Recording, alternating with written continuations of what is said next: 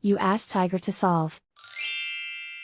This deals with linear equations with one unknown. The final result is y equals 6.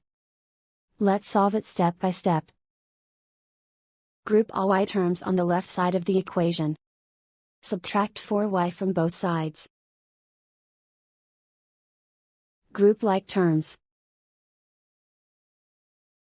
Simplify the arithmetic.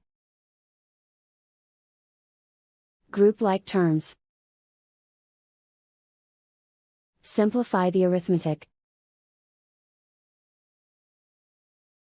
Group all constants on the right side of the equation.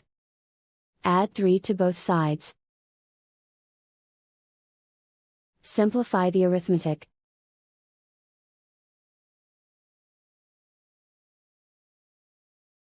Isolate the y. Divide both sides by 3.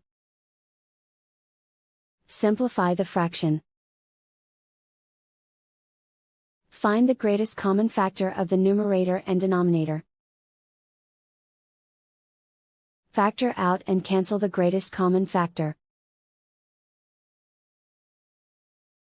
And so the final result is y equals 6.